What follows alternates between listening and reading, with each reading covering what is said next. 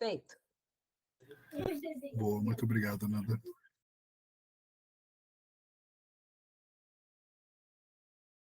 Quem vai apresentar hoje é o Alberto.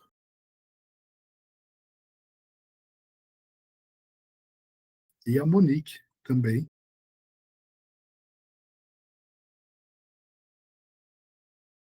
Bom, passo a palavra a vocês. Boa apresentação, bom encontro a todos. Obrigado. Oi, gente, boa noite, tudo bem com vocês? Vou começar aqui a compartilhar a minha tela. É o nosso primeiro encontro de 2024, o livro é o Crônica de uma Morte Anunciada, do Gabriel Garcia Marques. Nós pensamos em abordar a transmutação da realidade para a ficção, né? A gente vai tentar mostrar para vocês como que o Gabriel Garcia Marques pegou uma história real e transformou nessa novela. Essa é a capa da primeira edição, com Santiago Nassar já finalizado, e uma borboletinha aqui para a gente não esquecer dos 100 anos de solidão nunca. Esse aqui é uma curiosidade sobre a primeira edição, a ficha catalográfica, que o Alberto tem essa primeira edição. Você quer contar para a gente, Alberto, o que é interessante aqui nessa ficha? A primeira edição é de abril de 81, né? E o número de exemplares impressos foi 1.050.000 exemplares. Ele ainda não tinha ganho o Nobel, né? Imagina quanto não foi depois, para uma primeira edição, né?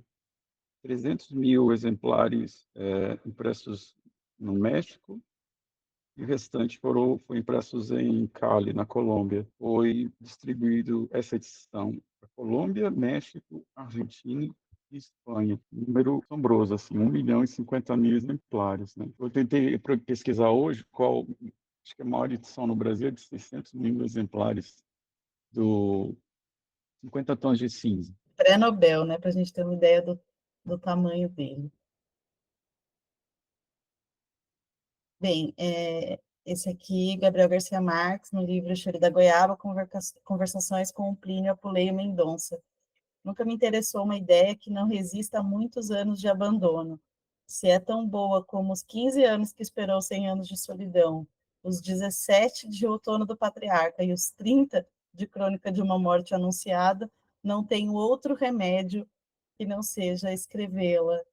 A gente trouxe isso aqui porque a gente vê o livro, às vezes, pronto e não pensa o tempo que ele demora, né? O tempo que ele ficou curtindo, e também é muito comum a gente ver alguns escritores que começam cedo no ofício que terem pressa, né? Então, há histórias que dormem aí um pouquinho mais.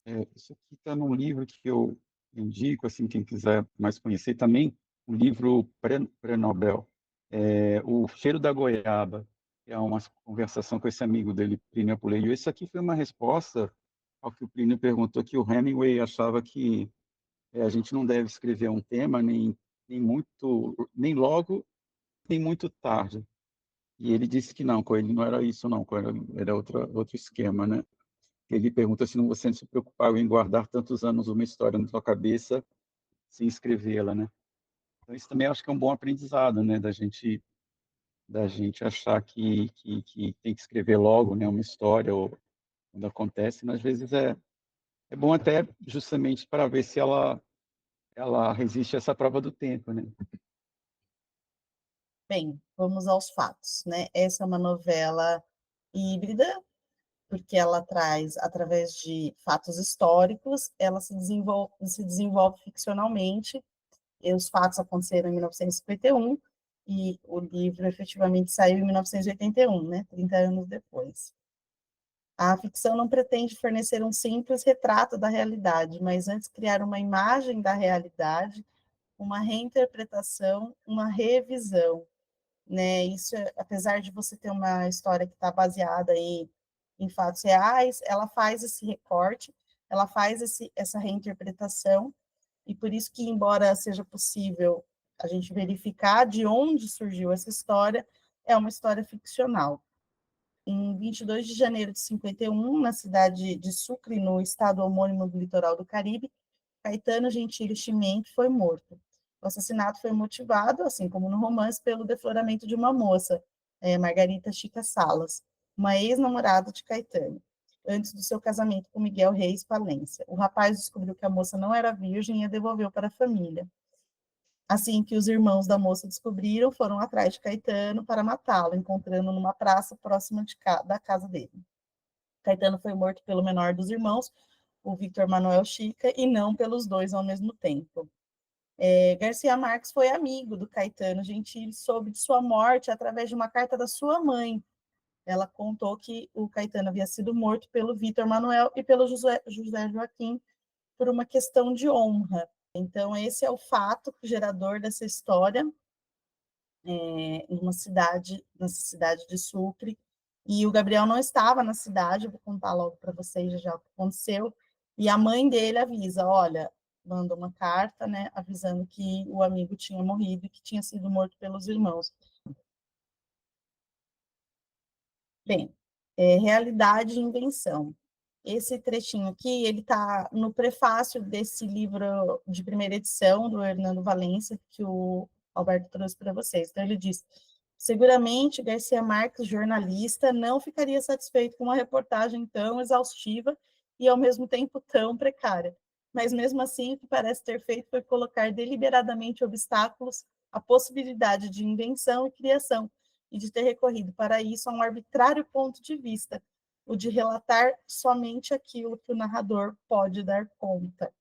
Então, é de fato uma história ficcional, mas toda a partir do que o narrador enxerga, né? Esse narrador personagem. Existem outros 3 livros na bibliografia do Gabriel Garcia Marques que são considerados livros-reportagens: O Relato de um Náufrago, A Aventura de Miguel Litim, Clandestino no Chile, e Notícia de um Sequestro. São os livros onde não há invenção dos fatos narrados. Eles foram colhidos durante a atuação do Gabriel como jornalista, e a inventiva nessas obras reside no modo que ele narra. Particularmente em Relato de um Náufrago, o autor escolhe a primeira pessoa, ele vira, né, o protagonista. E nessa história a gente vê tudo de dentro do personagem. Esses fatos, eles foram investigados porque na época a história ela foi dividida e o Gabriel Garcia Marques foi publicando ela como um folhetim no jornal, né? Um fato que aconteceu, um rapaz vítima de um naufrágio, e ele vai narrando como se ele fosse o personagem. Aqui, só para a gente entender como que é forte o papel jornalístico do Gabo dentro do texto, ele tem essa frase de gancho, né? Foi a última vez que o viu. Várias vezes eu coloquei para vocês algumas páginas, né, de exemplo, 13, 27, né? Ela se repete para causar um impacto, para aumentar a tensão do texto. A gente sabe o que vai acontecer, né? Então ele está o tempo todo reforçando, né?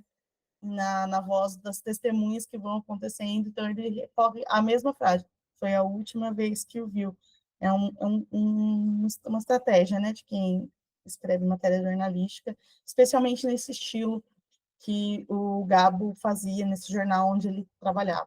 Também é um recurso que o Gabo, bom, vamos falar de Gabo, assim, todo mundo é amigo dele. O Gabo usa, que é justamente no jornalismo, na não ficção, ele utilizar recursos ficcionais. Tem duas crônicas de um livro que se chama Quando Era Feliz e Indocumentado. Um se chama 12 Horas para Salvá-lo. É a história de um menino que foi mordido por um cachorro, e a reportagem é sobre isso. Só que ele faz como se fosse um diário, cada hora, aquelas 12 horas, ou cada... Então, ele conta como se fosse um thriller, essa história, né? E a outra também, que ele utiliza um recurso literário, numa reportagem, é um que se chama Caracas Sem Água. E ele coloca um personagem, simplesmente ele coloca um engenheiro alemão e sai de manhã para comprar uma água mineral para se barbear. Então a gente não sabe se esse era um amigo dele, um conhecido dele, ou simplesmente ele colocou um personagem nessa reportagem, né? Então também é o recurso inverso, né? Utilizar recursos ficcionais na forma ou mesmo empregando personagens, né? Bem, o universo de Gabo e a vida real de Gabo é uma característica narrativa de vários contos e romances do Gabriel Garcia Marques recorrer a personagens de sua vida pessoal e da sua realidade e aproveitá-los em situações fictícias. O mais marcante aqui no nosso livro de hoje é o trecho onde ele cita a Mercedes Barcha, que é a sua esposa. Está lá nessa edição aqui que eu tenho, está na página 59. Muitos sabiam que, na inconsciência da farra, propus a Mercedes Barcha que se casasse comigo, quando mal havia terminado a escola primária, tal como ela mesma me recordou quando nos casamos, 14 anos depois. Para quem conhece um pouquinho mais da obra do Gabriel Garcia Marques, existem, né, alguns relatos dele contando essa história de que ele se formou e pediu ela em casamento, mas ele falou: vou arrumar um emprego, vou ajeitar as coisas para a gente e eu volto. Então foi assim um namoro bastante longo e ele realmente propôs ela bastante cedo em casamento e voltou para casar com ela. Então é muito curioso a forma como ele inseriu dentro dessa história, né? Outra curiosidade é que o nome dos personagens principais tenha sido modificado pelo Gabriel Garcia Marques, enquanto o de seus parentes não. Então, provavelmente não só é uma estratégia narrativa para ele proteger, né, a identidade dos envolvidos, mas também para causar essa confusão, né, do que é real e do que é mentira, do que é ficcionalizado. A gente colocou aqui um link, depois essa apresentação vai ser disponibilizada para quem quiser. Essa entrevista aqui, por um programa de televisão na Colômbia, e o advogado da Margarita Chica Salas, que para a gente é a Ângela Vicário, foi entrevistado porque aconteceu, o nome dela veio à tona, alguém relacionou o nome da Ângela ao nome dela, e aquilo teve uma repercussão jurídica, e ele foi advogado dela. Então, a gente percebe como que o texto do Gabriel Garcia Marques, ele, com essas mudanças, essas confusões entre personagens que existem e pessoas que não existem, acabam tendo reflexos na vida real também. Hoje em dia é muito comum nos livros a gente encontrar ressalvas. Esse livro é totalmente ficcional, que é justamente para não ter aí esses percalços pelo caminho. Bem, na época do assassinato, né, que acabou inspirando o livro, o Gabo ele estava em Cartagena com o pai e um dos irmãos cuidando da mudança. Então, a mudança ela tinha sido motivada porque nessa cidade, Sucre, estava aumentando muito a violência e um novo costume de alguns habitantes era revelar para o povoado alguns segredos através de panfletos que denunciavam, então muitas vezes uma má conduta. E aí a cidade foi ficando insuportável de viver. Então, isso explica por que a mãe mandou um bilhete avisando, né? O Gabo ele não estava em Sucre quando aconteceu, e por isso que a mãe dele avisou.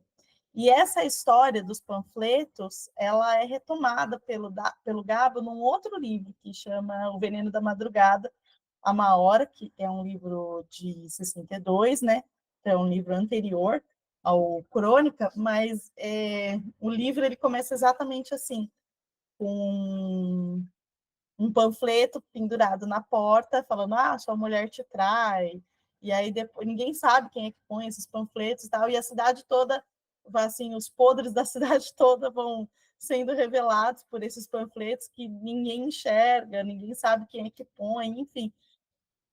O Gabo, uma curiosidade desse livro, Veneno da Madrugada, ele fez essa história, inscreveu a história num concurso, e a história não tinha nem título, assim, que ele mandou para o concurso, ele nem imaginava, acabou ganhando o concurso, tudo. Mas essa história, ela é tão forte, né? Esse período que ele viveu nessa cidade, né? Repercutiu em outros livros, né? Então, como é forte para ele misturar tudo que ele teve de vivência na própria produção. A ficção solicita uma suspensão voluntária da incredulidade. É necessário, assim, crer na verdade do texto literário para envolver-se na narrativa e permitir a fruição estética. É necessária a vontade de experimentar aquilo que lê. Isso é o que a gente costuma dizer que é o pacto com o leitor, né? A partir do momento que o seu leitor assume que aquela narrativa ela é possível, né? Ela é um gancho para que ele siga adiante na história. Usando toda essa destreza jornalística, o Gabo ele conseguia trazer isso muito forte nas narrativas dele. Então, no caso do nosso livro, ao escrever minúcias no dia do crime, o narrador imprime precisões próprias da verdade, como o horário dos acontecimentos, conferindo coerência e linearidade à trama, mas que tem idas e voltas no tempo, né? Então, isso amplia ainda mais esse pacto com o leitor, essa suspensão da incredulidade. A gente acredita mesmo que tudo aconteceu, né, daquele jeito, e essa é uma estratégia que ele usa, assim, de forma muito brilhante. Bom, a gente vai falar agora do como funciona o tempo, né? Como ele lidou com o tempo nessa obra, né? Já no título temos o uso de crônica, por muito tempo considerado gênero jornalístico, portanto comprometida com fatos verídicos. Crônica vem de cronos. Há dois passados, o do narrador, o tempo passado das memórias e da investigação do narrador, e do crime. Dentro deste tempo surge aquele anterior ao crime. Então, no tempo do narrador, a gente tem o passado do tempo do narrador, mas também tem o passado do próprio crime, né? Do que aconteceu antes do crime. O presente também a gente tem dois, ele também é partido, é dividido. O do narrador, que é o tempo da investigação, que faz as entrevistas com as testemunhas envolvidas. Muito bonito quando ele encontra as pastas, né, boiando, né, as que sobraram das 500, né, ele consegue achar algumas coisas. Então, esse é o presente, né? O presente que é do narrador, é o tempo da investigação presente, né? Ele indo nos lugares, né, às vezes duas vezes, entrevistar Angela. E o dia do crime, né? Que é o presente, que é onde se passa o assassinato e a autópsia também, que é provavelmente o eixo temporal do relato. A segunda e definitiva morte de Santiago Nascimento. E os tempos próximos a Santiago, né? É o outro presente, né? É tudo que antecedeu a sua morte, o casamento, a festa, a devoção da noiva, a chegada do bispo, né? Não teve chegada, né, na verdade, e posteriores à condenação dos gêmeos, a reconciliação, anos mais tarde, de Angela Vicari e Bernardo San Román. Por curiosidade, ele não tinha o final dessa história, né? E um amigo dele deu essa sugestão a ele, dele aproximar de novo a Ângela e o Baiardo, né? E o futuro é o tempo aberto após a novela, porque a gente não tem a explicação de quem foi o autor da defloração da Ângela Vicário, e a investigação fica incompleta, né? Os vazios, então, acarretam um tempo fluido e impreciso que contrastam muito com essa precisão de horários, né? Até o momento do crime. Mais uma vez, um trecho do Cheiro da Goiaba, que é um livro muito gostoso de... O texto se inicia. O dia em que o matariam, Santiago Nassar, levantou-se às 5h30 da manhã para esperar o navio que chegava o bispo. Tinha sonhado que atravessava um bosque de grandes figueiras onde caía uma chuva grande. E por um instante foi feliz no sonho, mas ao acordar sentiu-se completamente salpicado e cagada de pássaros. E aí tem o diálogo deles, onde Plínio vai conversar sobre os inícios. Eu vou traduzir aqui. Qual foi a imagem visual que serviu de ponto de partida para 100 anos de solidão? O Gabo responde: um velho que leva um menino a conhecer o gelo, exibido como curiosidade de circo. Plínio pergunta: você associou, então, duas memórias na primeira frase do livro? Como é exatamente o início? Aí ele relembra: muitos anos depois, esse é o início dos 100 anos de solidão, muitos anos depois, frente ao pelotão de fuzilamento, o coronel Aureliano Buendia haveria de recordar aquela tarde remota em que seu pai o levou a conhecer o gelo. Ele me fala, em geral, isso aqui é interessante para quem escreve, para quem lê também. Em geral, a primeira frase de um livro, você lhe dá muita importância. Você me disse que às vezes te leva mais tempo escrever essa primeira frase do que o restante. Por quê? Gabo responde, porque a primeira frase pode ser o laboratório para estabelecer muitos elementos do estilo, da estrutura e até do tamanho do livro. Pequena dica que eu acho que é interessante. Fora disso, de ser o início é o que engancha o leitor ou o editor que vai te ler, né? E tá Talvez muito ele não evidente, passa né? pela primeira página, né? Te Tá joga no muito cesto. evidente aqui, ele fala que estabelece a estrutura e a longitude do livro. Então, quando ele começa o dia que matariam e o horário, ele já está determinando essa estrutura, né? Como ele vai usar esses horários para deixar marcado, e a longitude do livro, que ele vai contar esse dia da vida do Santiago, vai usar os recursos para preencher os espaços, né? Quando ele dá essa explicação, a gente entende mais de forma mais assim aprofundada o que significa esse começo desse texto. Questão essencial, a antecipação da informação nas páginas iniciais não retira o suspense do texto. Isso acontece porque o foco narrativo não é dizer quem ou como mataram Santiago, mas sim por que ninguém o alertou do perigo. Desta forma, não só Pedro e Pablo mataram Santiago, mas todos que o deixaram morrer quando poderiam ter evitado, inclusive o narrador. E uma conferência do Juan Villoro, um autor mexicano sobre crônica, e ele diz um negócio muito doido, assim, que para ele, quem deflorou a Ângela Vicário foi o narrador. É uma loucura isso. É isso, né?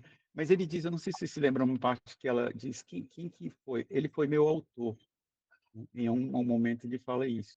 O narrador também como um culpado ou um possível causante da tragédia toda e da morte de Santiago, né? E da tragédia de Badiardo e da Ângela, né?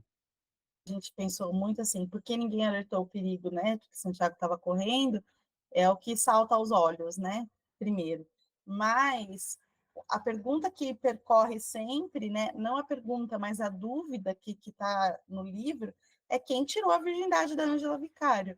Porque o tempo todo eles dizem, né? Os personagens, eles falam que o Santiago parecia ser inocente, porque ele não dava demonstrações, porque como que poderia ser? Né? Assim, é toda uma dúvida que está nas pessoas, né? Não há nada que justifique essa dúvida.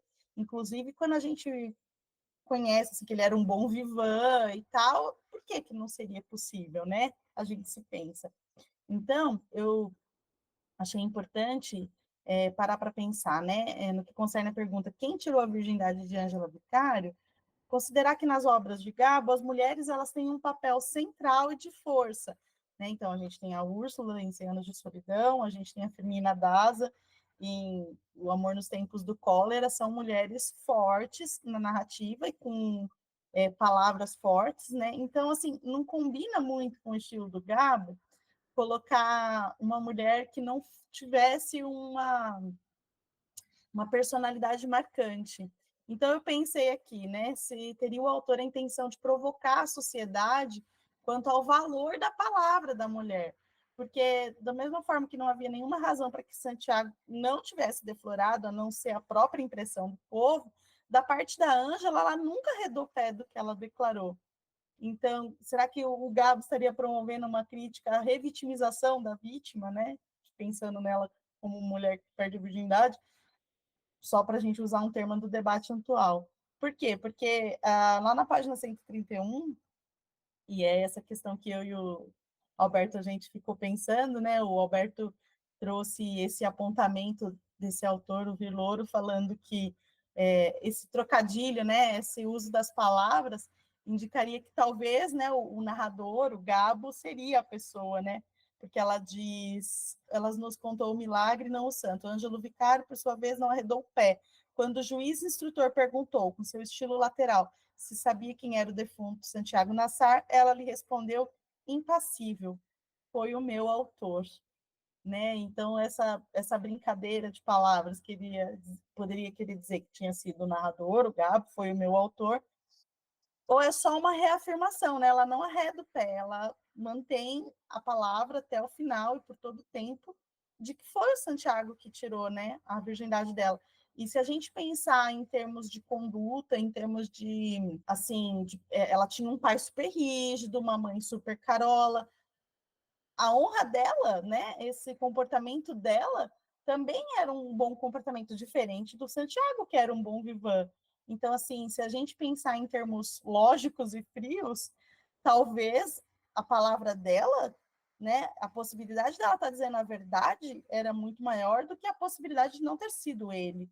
Mas isso, esse preconceito, essa desvalorização, né, desse lugar para a palavra da mulher é muito forte. Isso, para mim, é uma questão que sempre me remexe. Foi bom a gente ter a oportunidade hoje de trabalhar esse texto aqui com vocês, porque eu pude trazer, e aí vou poder ouvir de vocês o que vocês acham. Alguém quer comentar? Pensei uma coisa, Alberto, não importa a verdade. A verdade fica para cada um criar. O importa ali, eles acharam um meio de lavar a honra da família. Isso era importante, mais do que quem era o autor. Então, quando ela indicou, já era a possibilidade de limpar o nome da família. Não havia muito interesse ali em saber foi ou não foi. Era assim em todos os lugares, né? Era assim aqui também no Brasil. Essa questão da honra e da virgindade era alguma coisa assim de vida ou morte, não é? Um comentário bem rápido, Alberto, é a escolha do sobrenome Vicário para Ângela é bastante interessante, porque, bom, Vicário é a primeira coisa que vem na nossa cabeça, é a função religiosa, né? Mas vicário é, sobretudo, a pessoa que está no lugar de outra, né? Tipo, é o substituto, né? Então, assim, bom, não sei bem que nome dá para essa pessoa cujo nome eu não quero colocar aqui, então eu vou chamá-la de vicária, né? Tipo, de a substituta, né? É bastante interessante isso. Legal. Chiara levantou a mão. Eu queria comentar sobre a Ângela, e ainda que ela não tenha calculado todos os acontecimentos posteriores, ela talvez tenha querido ser devolvida, né? Porque ela fala no livro, lá tem uma parte que fala que ela recebeu orientações das outras mulheres sobre como burlar essa informação da virgindade, e depois ela não queria casar com um homem, então ela fala que preferia morrer, um negócio assim. Então, independente foi ou não Santiago, eu acho que para mim o que ficou nítido foi que ainda que ela não soubesse que a morte dele depois aconteceria, mas ela não queria mesmo casar com o noivo. Então ela não burlou o sistema para mostrar que tinha perdido a virgindade ali, e ela queria ser devolvida. Então, para mim, isso mostra talvez essa força que a Monique fala da personagem,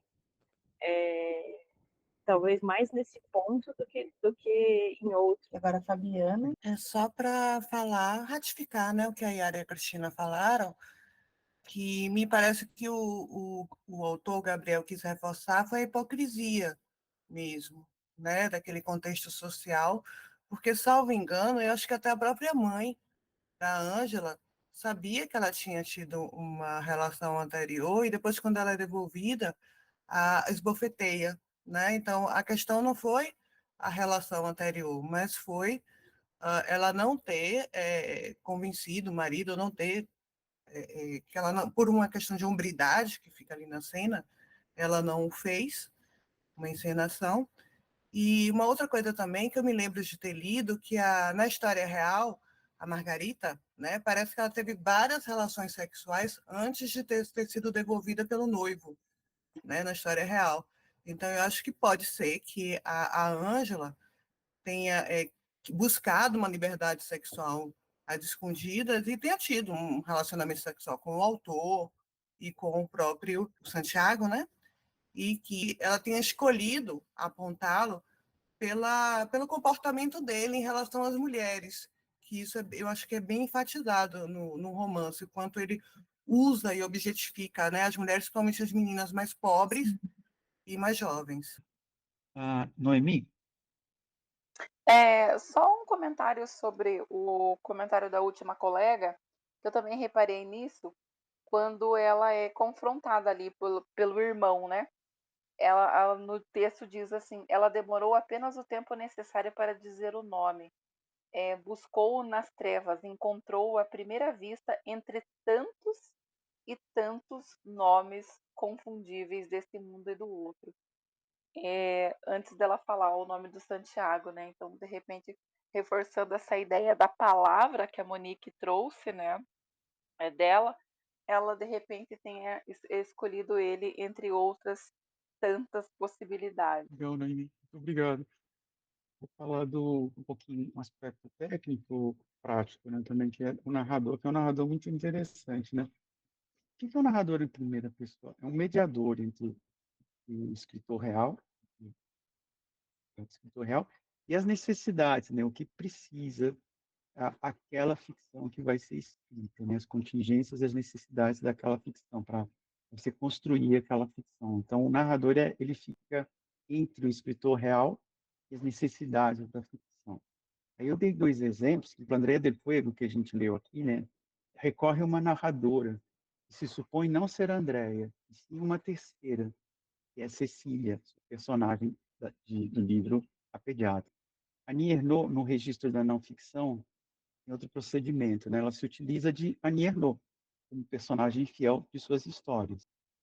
Então, são 2 procedimentos, 2 máquinas, duas coisas, instrumentações, né, diferentes. E aqui em Gabo a gente tem uma outra coisa, outro procedimento. Ele propõe uma fórmula, um tipo de equação que é narrador Garcia Marques. Tendo um eu não ficcional, pois coincide com dados biográficos, ele introduz, em aparência, um rigor documental. Pesquisa é uma ficção também inventada, né? Pesquisa nos processos, por exemplo, né? Nos levando a pensar candidamente que a história prescindirá do artifício e da invenção, que será uma reportagem.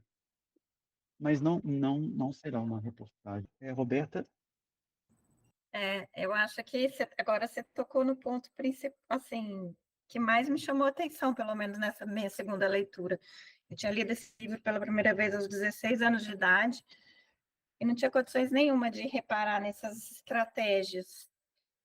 Tinha ficado presa só a essa questão mesmo do tema, que aqui é secundário, porque isso foi escrito 30 anos depois, já numa época que isso já não tinha mais peso. O ponto aqui é o jeito que ele escreve essa história. Ele pega uma história de 30 anos atrás, que tinha todo mundo sabia, né, o fim, o desfecho, não tinha nada aparentemente para ser investigado. Como que a pessoa pega uma história que já foi investigado, que o caso já foi encerrado, sabe-se nomes e tudo, e transforma nesse livro que a gente não solta. Então, a gente já sabe o que aconteceu e a gente vira página atrás de página e fica assim, sem fala, com a perfeição da maneira como é escrita. E é o narrador, né, gente, que é o problema aqui, o nosso problema aqui. E porque ele finge que ele compõe um mosaico de vozes, ele finge que todo mundo depois, né, quer dizer, todo mundo depois, no finalzinho do livro ele fala que o juiz de instrução encontrou uma cidade em carne viva. É lindo aquele parágrafo, que todo mundo fazia fila na delegacia para depor. E ele lê, né, todo o sumário, e ele, 30 anos depois, lê o sumário, e procura algumas pessoas que ele entende a partir do sumário, que são as testemunhas-chave, as pessoas que têm algo a dizer. Só que é ele que escolhe, né? Ele escolhe quem ele vai ouvir, a gente não leu esse sumário que ele leu, então ele fala para a gente que ele é um jornalista, né, que ele tem uma escrita objetiva, que ele está só reproduzindo o que as pessoas contaram para ele, o que as pessoas contaram para o juiz de instrução, mas ele é o presidente dessas vozes, ele está orquestrando qual voz vai aparecer e qual voz vai ter relevância, né? Esse narrador totalmente interessado na história, que era amigo do sujeito que foi morto, que viveu nessa cidade, E dos que assassinos. se emocionou com as palavras da mãe dele, né? É lindo naquele começo, quando ele fala, eu o via pelas memórias dela. A hora que ele vai entrevistar a mãe, quando ele fala isso, eu o via. Então, ele é um cara, ele é muito interessado nessa história, ele está muito envolvido. ele não tem objetividade nenhuma jornalística, nem de sumário, nem de juiz de instrução. Ele está emocionalmente, mesmo 30 anos depois, envolvido nessa história, ele consegue ver o amigo pela fala da mãe, e é ele que vai contar essa história para a gente. A primeira frase do livro é espetacular, nunca mais esqueci, tendo lido aos 16 anos de idade. Todas as vezes que me perguntam qual é o começo de livro que eu mais gosto, eu cito esse. E eu não sou fã do Gabriel Garcia Marques como vocês, assim, a esse ponto, não tenho essa... Acho ele um tremendo de um machista, discordo totalmente da Monique de que ele valoriza a mulher, e isso nem se sustenta nas obras dele, mas esse livro aqui, isso aqui é uma aula de escrita. Primeira frase de todos os capítulos, são só 5 capítulos. Se vocês pegarem a primeira frase dos 5 capítulos, é de uma concisão, e ela resume o capítulo, ela já fala do que aquele capítulo vai falar, e ela traz os elementos da história. Se a gente escrever só 5 frases, a gente consegue sumariar, para usar a palavra dele, esse livro. Então, assim, eu acho que é uma das coisas mais bem escritas que a gente já leu aqui, e o que importa é como esse narrador se comporta, é isso que a gente tem que observar. E ele vai fingindo que tem um mistério aqui, né, e a gente vai seguindo. Só que não tem, ele quer tratar uma mera violência, uma morte aqui, que já se sabe por que se deu, como algo sobrenatural, que é o que pega aqui para a gente, a América Latina. Se tiver um sobrenatural envolvido, um crime fica muito mais interessante. Então ele vem com essa parte, com essa história de nunca se conseguiu entender como ninguém avisou, algo estranho aconteceu, e não sei o quê. E com essas frases que ele vai jogando no meio de uma reportagem objetiva, ele segura a gente até o final. E a gente descobre que não tinha nada de misterioso. As pessoas até avisaram, só não deu tempo, os desencontros, enfim. É uma aula de escrita, gente, é uma preciosidade. Eu queria comentar uma coisa sobre esse narrador, porque até achei muito legal vocês resgatarem o da Andrea Del Fuego, da Annie Ernaux, para ver todas as possibilidades, né, que a gente tem de combinar narrador e autor, mas eu não sabia que dessa história, né, dessa história real, que inspirou o Garcia Marques, mas eu acho que, assim, a prova de que esse narrador é extremamente bem feito, de que esse livro é extremamente bem construído, é que em nenhum momento você precisa saber desse fato real para poder ler essa obra de ficção como se ela fosse uma coisa real, porque ela passa uma sensação de algo tão real, mesmo com toda a coisa do realismo mágico e tal, exatamente pela consistência desses personagens, por essas precisões que vocês apontaram no tempo. Ela me fez lembrar duas coisas, na verdade. Uma que é uma máxima da poética aristotélica muito antiga.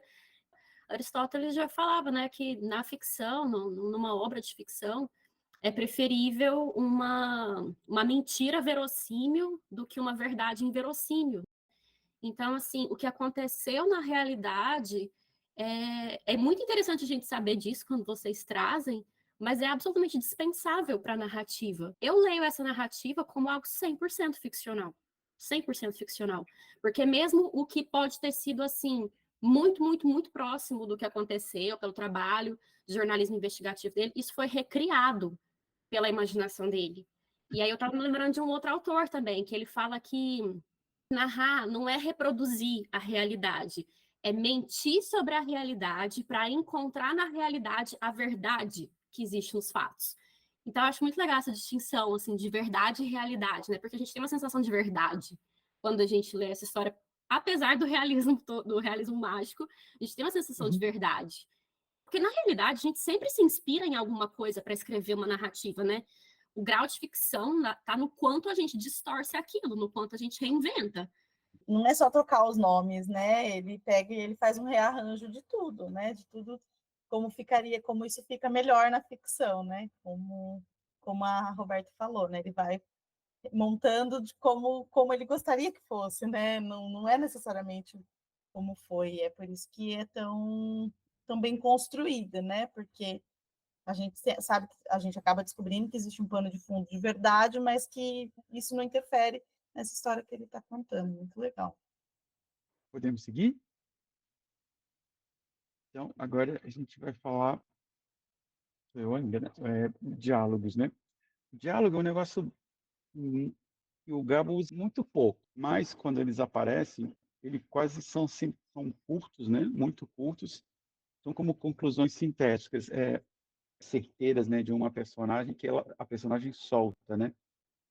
Encerrando um discurso narrativo, descritivo anterior.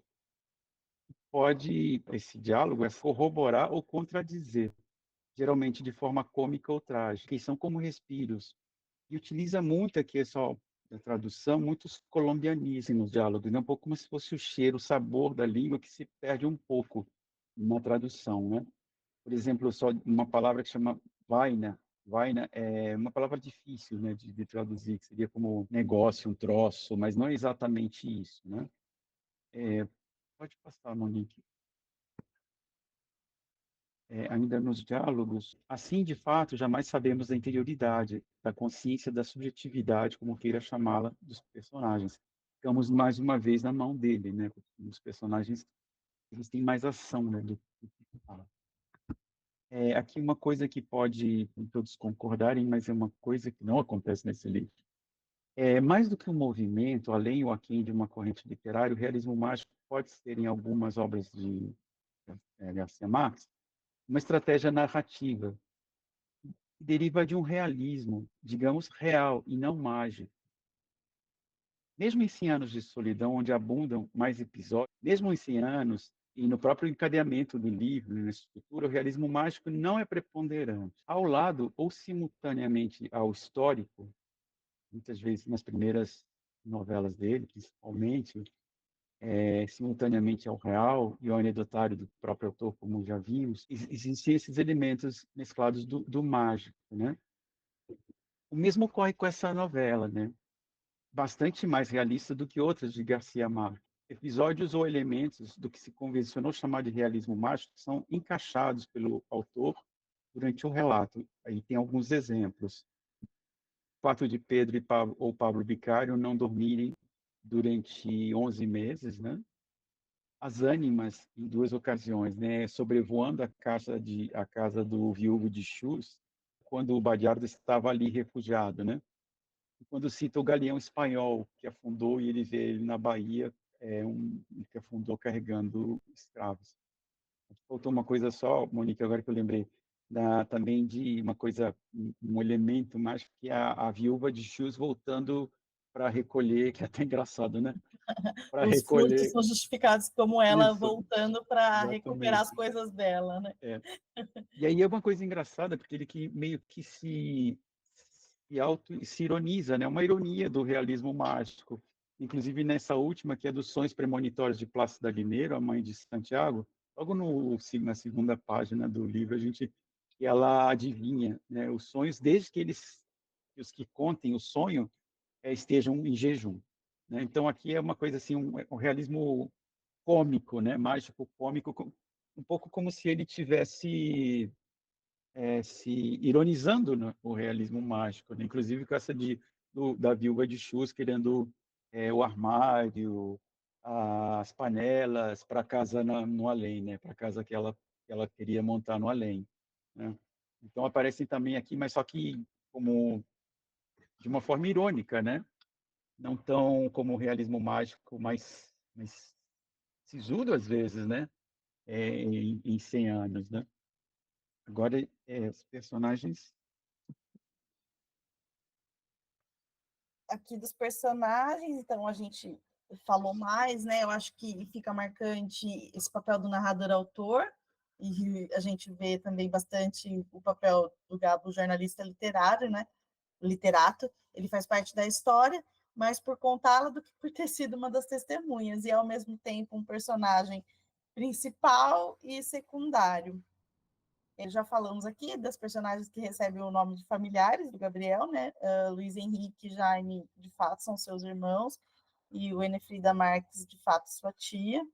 E algumas personagens que acabam recebendo o nome de acordo com suas personalidades. Então, o Fernando já falou desse sobrenome, né? Vicário, e a Puríssima Del Carmen, que é a mãe do Pôncio, e a Pura Vicário, que é a mãe da Ângela, que são esses nomes que tentam remeter a essa pureza, né? A essa, de fato, talvez essa honradez, né?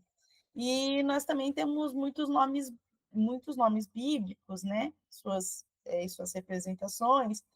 E a gente, nessa entrevista, existe até um debate falando que o livro ele faz uma crítica, né, ao papel da religião nessa sociedade, porque muitos dos preconceitos e muito desse desenrolar dramático dos acontecimentos vem por causa desses preconceitos religiosos, né? A virgindade antes do casamento, como a Ângela, ela é descrita assim como fosse uma pessoa ruim porque ela casou de branco, mesmo sendo consciente que não era mais virgem, e algumas outras coisas aqui.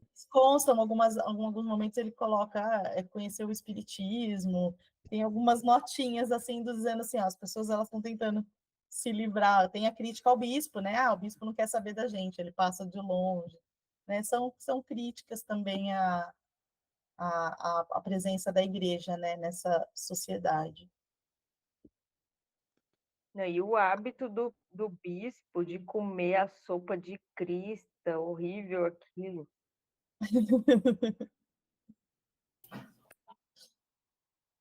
Além disso, alguns personagens estão ou presentes ou relacionados a personagens de outros livros. Então, aqui a gente vê que o Gerineldo Marques, que é o melhor amigo do coronel Aureliano Buendía em 100 Anos de Solidão, ele volta. O médico ele se chama Dionísio Iguarã, é o mesmo sobrenome, né, da Úrsula Iguarã, de 100 Anos de Solidão, e a gente tem nessa história Prudência Coates, e Coates também é o sobrenome, né, da Petra, que também é uma outra personagem de 100 Anos de Solidão. Se a gente analisar isso, a gente percebe que vai de encontro com a afirmação do Gabo de que todo autor está sempre escrevendo o mesmo livro. No caso dele, afirmava ser o livro da solidão. Então, daí toda a sua obra poder ser considerada mesmo que um universo que se conecta. Então, quando a gente fala de universo Gabo, aqui a gente está falando de personagens, né, que de certa forma existe uma comunicação, né? Em outros livros acontecem também, há livros que não são 100 Anos de Solidão, que citam Macondo, mesmo essa província, né, Pioacha, também é de onde, né, a Úrsula dos 100 Anos de Solidão vai, e também é esse lugar onde é feito o processo aqui no Crônica. Então, ele é todo um universo mesmo, né? Apesar das histórias elas não estarem conectadas, elas acabam se comunicando pelos personagens e também geograficamente, se a gente pensar. Então, é interessante a gente perceber como é um livro diferente, mas que se encaixa completamente nessa obra, né? Nesse projeto literário que está sendo construído pelo autor que afirma que estava escrevendo sempre o mesmo livro. Por um livro tão curto, o número de personagens é bastante significativo, né? E todos convivendo no mesmo conflito, no mesmo lugar e tempo, vão aparecendo uma infinidade de outros habitantes, testemunhas discretas, todas com um papel no desenrolar do drama de Santiago, mostrados através de seus atos e ações, premeditadas ou não, voluntárias ou não. É como se não víssemos os seus desejos, mas sim só o resultado deles. É como se não víssemos o ódio, o amor, mas sim o que deles resulta, definindo um dia ou uma vida inteira. Até o final do relato, novos personagens entram na história, como é o exemplo da própria tia Winnie, né, a tia do Gabo, que vai surgir 10 linhas antes do livro terminar. Para a gente encerrar, o Alberto ele fez essa lista das personagens todas que vão aparecendo. É muita gente, né? É uma novela, e a gente fica impressionado que ele vai todo mundo, e todo mundo tem um papel, né? Ninguém sobra na história, todo mundo tem uma função. E aqui, ó, nas duas últimas páginas, a gente tem mais 3 personagens. O livro está acabando, e tem gente surgindo, e é muito interessante ver como que tudo isso se organiza bem, né? Não fica ninguém sobrando. Acabamos. Poxa, muito obrigado, Alberto. Muito obrigado, Mo, pela apresentação. Foi bastante completa, bastante interessante. Muito obrigado mesmo, viu? Pessoal, a gente começa o debate agora. Ah, eu tinha levantado a mão, era na lista de personagens, é porque é imensa, né? E aí, tipo, é que tem duas coisas que me chamam a atenção aí. Uma é exatamente, tipo, o fato de ter tanta gente que podia ter evitado essa morte e ninguém evitou. É que eu acho que a chave do livro, pelo menos para mim, tá aí, assim, na natureza humana, sabe? Diante da possibilidade da morte, diante da possibilidade de algo horrendo, o que a gente faz? E os personagens, assim, a gente não sabe nada deles, porque a gente não entra na interioridade deles, mas a gente tem vislumbres de ver o tanto que eles são complexos, o tanto que eles são contraditórios, né? A própria Ângela, ela faz todo um esforço para ser devolvida e depois ela quer o cara. E fica anos escrevendo cartas, né? E vários personagens com comportamentos contraditórios. Então, isso é uma coisa que eu acho muito legal. E outra é que, assim, justamente por ele não entrar nos personagens, esse é um livro que o leitor constrói junto, assim, e cada pessoa vai construir de um jeito, porque a gente tem que especular, né? Então, assim, o que eu acho da cabeça da Ângela vai ser diferente do que a Monique acha da cabeça da Ângela.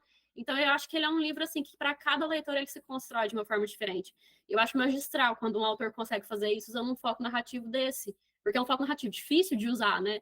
De você mostrar uma história sem mostrar o que os personagens estão pensando, o que está rolando na interioridade de cada um, e conseguir fazer um negócio, tipo, impactante, assim, né?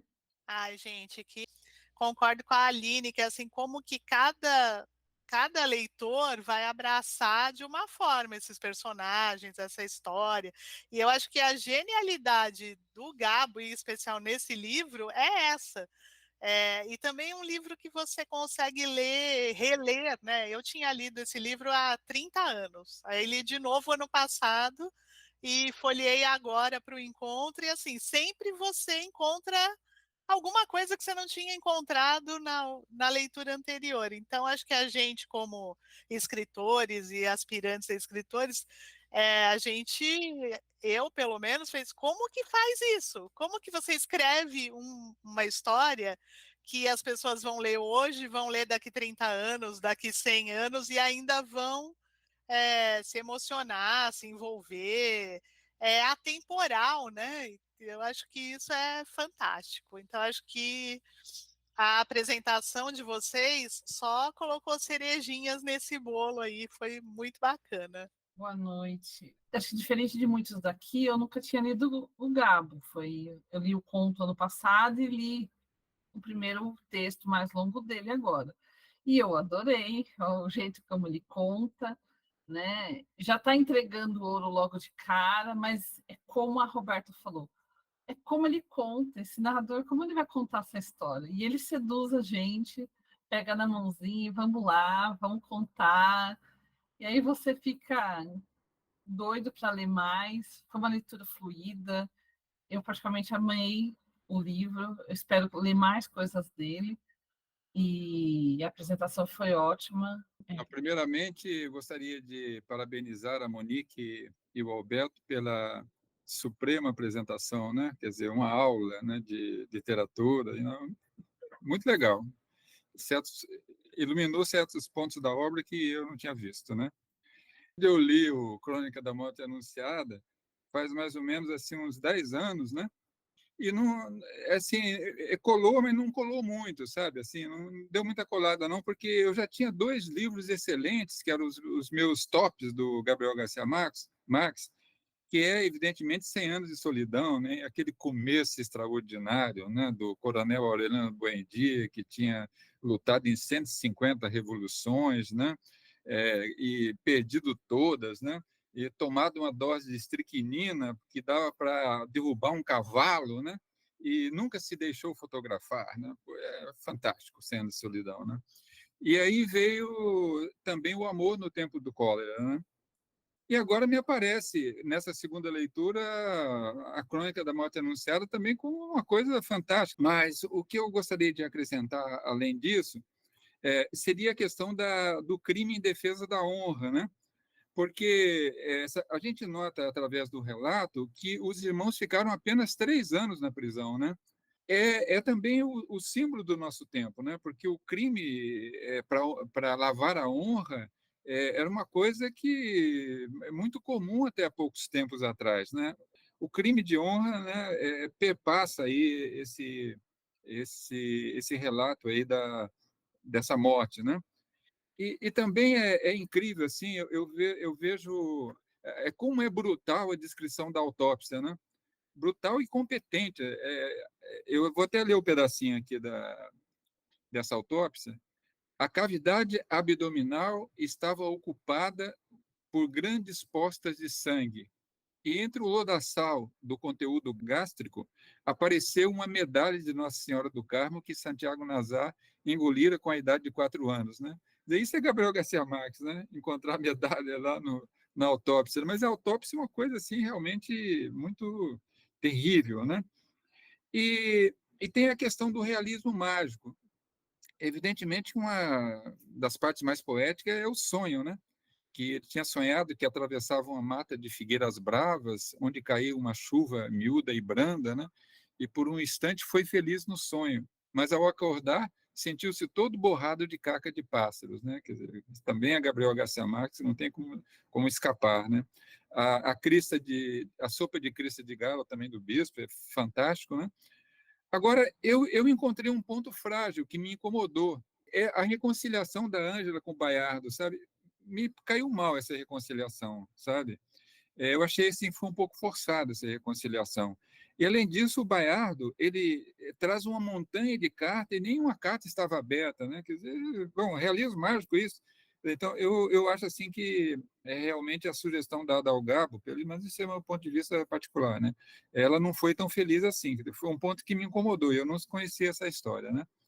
Então, é um livro excelente, né? E estamos em grande noite. Oi, gente, boa noite. Essa coisa da morte anunciada, né? Porque eu não sabia o que ele queria dizer com isso até, né, ler o livro, obviamente. E aí, isso me lembrou muito, assim, o livro Andar do Bêbado, né? Que fala como o acaso interfere na nossa vida e como a bola de cristal, ela só funciona olhando em retrospectiva, né?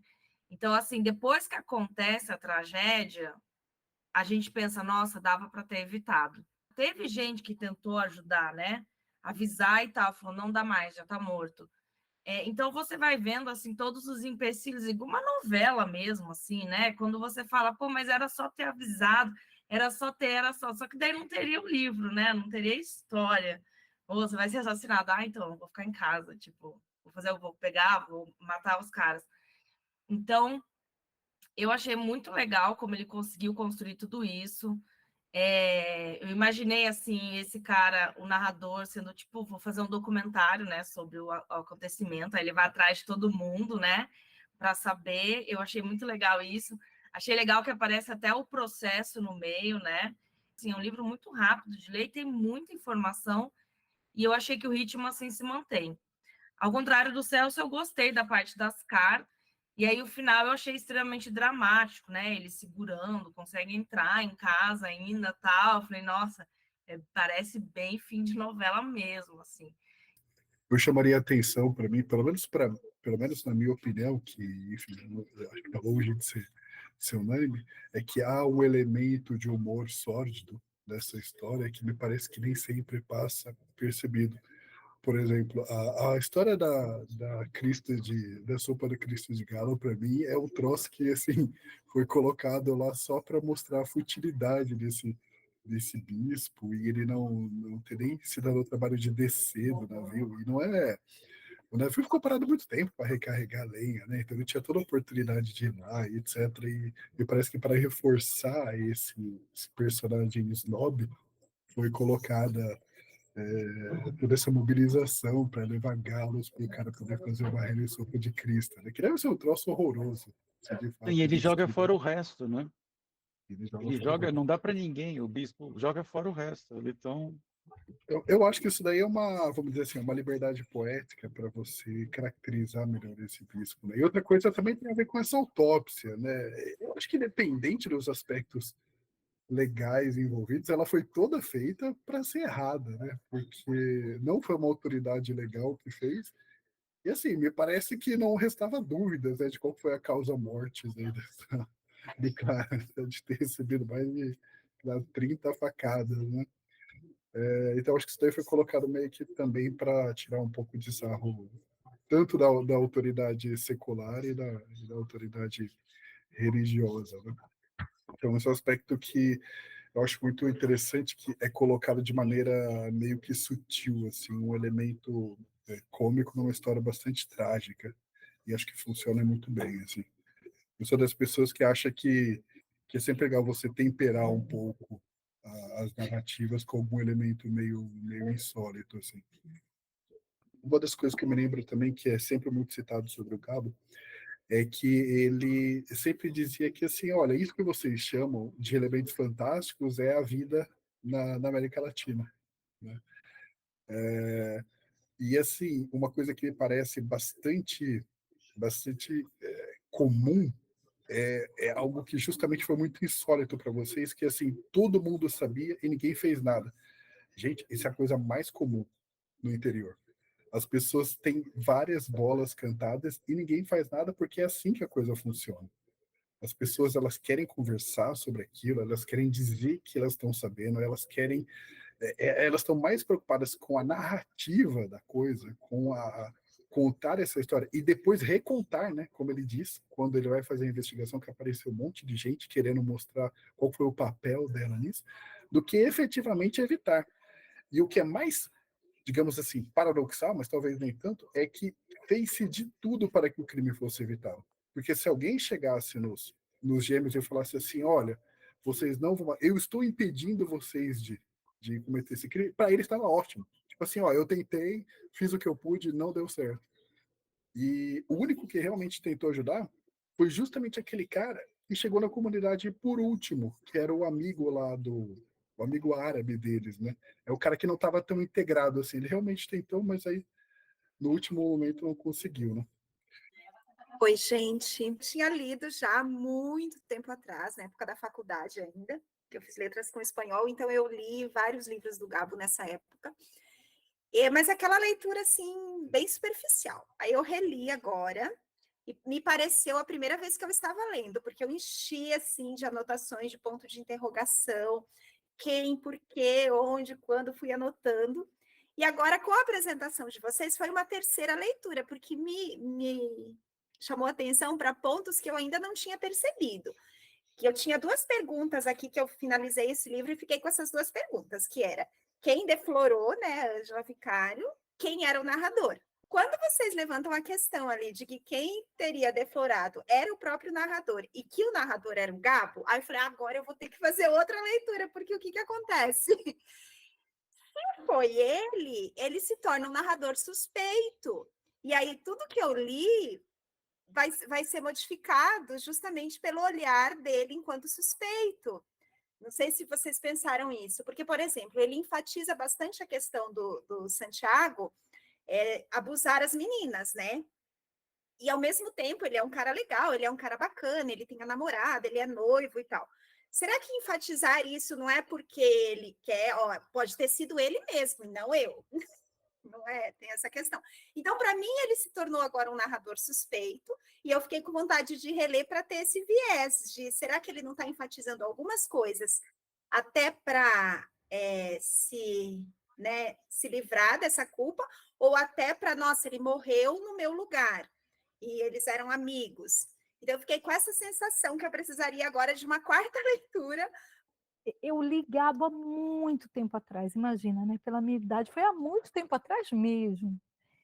E eu fui ler o livro assim como o Fernando, no início eu comecei a achar meio chato e tal, mas o que eu acho que me prendeu num certo momento foi perceber a ambiguidade que ele trazia justamente nesse foco narrativo e como ele ia construindo essa imagem do Santiago, né, de uma forma dúbia. Ele começa a construir esse personagem aos poucos, com uma propriedade muito grande, e da própria Ana também. Então, o que eu mais gostei no livro, independente da história, foi como ele constrói essa imagem desse personagem e ele vai fazendo com que a gente forme opiniões, pelo menos comigo foi assim. de formar uma opinião e voltar atrás. E aí você percebe como o narrador está jogando com você, leitor, nessa construção. Pode falar, Márcia, obrigado. Boa noite, eu só queria complementar que o tom de piada, a forma como ele satiriza também algumas cenas que, até se essa história toda foi real, eu também não sabia, né, que como uma outra pessoa, desculpa, eu não memorizei quem foi, falou, não faz muita diferença se foi real ou não, mas a forma como ele conta isso é que torna essa história tão incrível. Mas eu acho que, assim, além de tudo, a forma como ele satiriza, né, essa história que seria uma história real, triste, ele transforma isso numa coisa tão interessante e aí tem essa questão do narrador também, porque como ele tenta desmoralizar aparentemente, né, porque a gente está suspeitando, né, o personagem principal, como ele faz com que nada seja crível mais, né? Parece que ele está desmoralizando ali todo mundo, a forma como ele, não que ele está desmoralizando, mas a forma como ele tem sempre uma sátira, sempre uma forma bem humorada de colocar alguma coisa ali, até sobre os assassinos, né? Sobre toda a questão, sempre tem alguma coisa muito particular ali. E aí, realmente, essa dúvida se torna maior sobre o narrador, né? Por que será essa necessidade, então, né, de fazer... Será que essa forma como o Gabo construiu essa história, dele sempre ter alguma coisa sobre as pessoas, não diz muito sobre o narrador também, né? Então, essa pergunta eu vou deixar no ar aí para vocês. Eu falei um pouco do humor, né, que ele coloca também, a Márcia até retomou esse ponto, mas assim, existe uma passagens muito bonitas do ponto de vista poético também, né, muitas descrições. Eu gosto muito da parte quando ele vai visitar justamente a Ângela, que ele diz que muito depois, em um tempo de dúvidas, está na página 116. Muito depois, em um tempo de dúvidas, quando eu tentava entender algo de mim mesmo, vendendo enciclopédias e livros de medicina pelos povoados da Guajira, cheguei por acaso àquele morredouro de índios. Na janela de uma casa em frente ao mar, bordando a máquina na hora mais quente, havia uma mulher de meio nu, com óculos de arame e cãs amarelas. E sobre sua cabeça estava pendurada uma gaiola com um canário que não parava de cantar. Eu acho legal assim que ele não fica forçando muita barra, a poesia ela aparece em alguns momentos assim bastante inesperados. Eu acho que isso causa muito mais impacto do que se ele saturasse a gente com descrições muito pesadas ou tentasse forçar a barra. Nesse parágrafo que você citou, eu pensei que você fosse até o final, Fernando, que fala assim, vendo assim dentro do marco idílico da janela, não quis acreditar que aquela mulher fosse quem eu pensava, porque me recusava a admitir que a vida acabasse por se parecer tanto à má literatura. Eu proponho que agora a gente faça o encerramento, né? Acho que a Monique, ou pode começar, ou o Alberto começando. Só vou agradecer a todo mundo que participou, que teve paciência de ficar até o final. Obrigada aí pelas palavras de apoio. Sou apaixonada pelo Gabriel Garcia Marques, então, assim, passarei panos para tudo que ele fizer.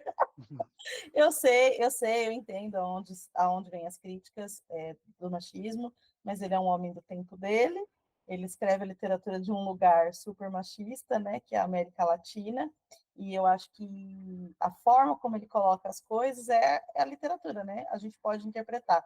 Eu interpreto ele sempre dando alguma redenção e algum poder para as mulheres, né, Os 100 Anos de Solidão é mais forte nesse sentido, porque tem uma rainha, que é a Fernanda, tem a Úrsula, que dura, tem a Amaranta, né, que é aquela mulher. Então, assim, eu amo todas as mulheres de Gabo, eu acho que a gente se fixa muito nessas personagens masculinas, mas é tudo um disfarce, porque é tudo apoio para essas mulheres, mas são interpretações, eu acho que está tudo bem, então todo mundo pode achar o Gabo machista, mas eu vou passar pano para ele sempre. E agradecer, brincadeiras à parte, aí todo mundo que participou, vamos ler mais Gabo, e contem comigo sempre para falar dele, e vamos seguir em frente com os trabalhos do Clube de Ficcionistas. Obrigada, Alberto, pelo convite. Eu que Alberto agradeço. Nossa, eu conheci a Monique numa live no Instagram, né? Você falando de um conto, né? dos Contos Eu só vim Peregrinos, não foi? telefonar, eu Isso. só vim telefonar, A primeira recomendo. vez que eu vi Monique, assim, eu acho que foi, nem sei se foi antes dos ficcionistas. Aí eu falei, não, vai ser com a Monique. E também Aí falei eu, que você tinha coisa de direito aqui, eu falei, tá, acho que ela vai gostar. Queria ó, gente, agradecer valeu. também, nossa, foi incrível. Eu esperava por esse dia desde que começou os ficcionistas. Mas eu agradeço muito. E eu queria que vocês jogassem o Garcia Marques fora. Em algum momento, nunca sejam muito babões para nenhum. Sempre sejam críticos, assim. Não só em termos, assim, dessa questão do machismo, mas também como vocês não desejam escrever. De repente, ele é uma referência, assim. Ele foi do boom, né? Do grande boom literário da América Latina, mas muita coisa rolou depois dele, né? Então, muita gente escreve de forma diferente, muita gente precisou matar o pai, né? Fazer o gabicídio, né? Tem um negócio, tem um livro do Lhosa que fala de deicídio, né? Deicídio é matar um deus, né? Então, que nunca que bebam, mas que cada um tem a sua... E é lindo aqui porque cada um tem a sua visão e a sua visão de qualidade de quantidade, né? Do que se você gosta, simplesmente você não gosta, né? Mas não o endeu, não acham que ele é um deus assim, né? Mas acho que essa é um bom caminho, né? Você aprender com os outros também o que você não quer fazer, né? Ou que você não quer ler. Mas eu agradeço muito, foi muito bom, foi maravilhoso.